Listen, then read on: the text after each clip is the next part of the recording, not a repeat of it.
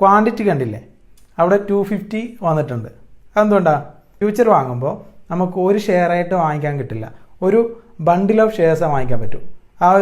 അതിൻ്റെ പേരാണ് ലോട്ട് സൈസ്. ഒരു ലോട്ടിൽ ഇപ്പോൾ റിലയൻസിൻ്റെ കേസിൽ എത്ര ക്വാണ്ടിറ്റി ഉണ്ട്?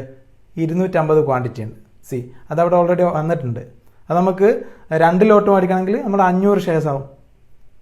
അപ്പോൾ 3 ലോട്ടാണെങ്കിൽ 750, അങ്ങനെ കൂടി പോകും. ഇപ്പം നമ്മളിപ്പോൾ ഒരു ലോട്ടാണ് മേടിക്കുന്നത് വെച്ചോ, ഇപ്പോൾ ഇവിടെ ആഡ് കൊടുക്കുക. ആഡ് കൊടുത്താൽ ഇവിടെ കണ്ടില്ലേ, span, exposure margin, total margin. Span എന്ന് പറഞ്ഞാൽ അത് എക്സ്ചേഞ്ചിന് കൊടുക്കേണ്ട മാർജിനാണ്. എക്സ്പോഷർ മാർജിൻ എന്ന് പറഞ്ഞാൽ അത് നമ്മുടെ ബ്രോക്കറിൽ കീപ്പ് ചെയ്യേണ്ട മാർജിൻ. അതൊന്നും നമ്മൾ അറിയേണ്ട ആവശ്യമില്ല.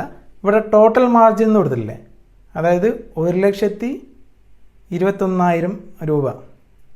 ഈ ഒരു എമൗണ്ട് എന്ത് ചെയ്ത് നമ്മുടെ അക്കൗണ്ടിൽ ഉണ്ടായാൽ മതി. ഈ ഒരു എമൗണ്ട് നമ്മൾ കൊടുക്കണം എന്നല്ല, ഈ ഒരു എമൗണ്ട് നമ്മുടെ അക്കൗണ്ടിൽ ഉണ്ടായാൽ മതി. നമുക്ക് എന്ത് ചെയ്യാം?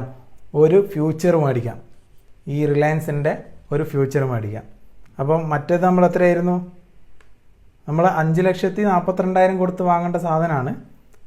ഈ ഒരു ഫ്യൂച്ചർ നമുക്ക് എന്ത് വെറും 1,21,000 കൊടുത്താൽ വാങ്ങിക്കാൻ പറ്റും. അപ്പോൾ ഇത് കുറഞ്ഞു പോയാലോ? കുറഞ്ഞു പോയാൽ, അതായത് നമ്മൾ കൂടുന്നു വിചാരിച്ചാണ് ഈ ഫ്യൂച്ചർ വാങ്ങിക്കുന്നത്. അപ്പോൾ ഇത് കുറഞ്ഞു പോയി കഴിഞ്ഞാൽ അത്രയും ലോസ് വരും. അതായത് അടുത്ത മാസം ഈ മാസം ലാസ്റ്റ് ഈ ഒരു കോൺട്രാക്റ്റ് അവസാനിക്കും. അപ്പോൾ നമ്മൾ വിചാരിച്ച പോലെ മേലോട്ട് പോയില്ല. ഇത് കുറഞ്ഞു പോവുകയാണെങ്കിൽ അതുപോലെ ലോസും സംഭവിക്കും.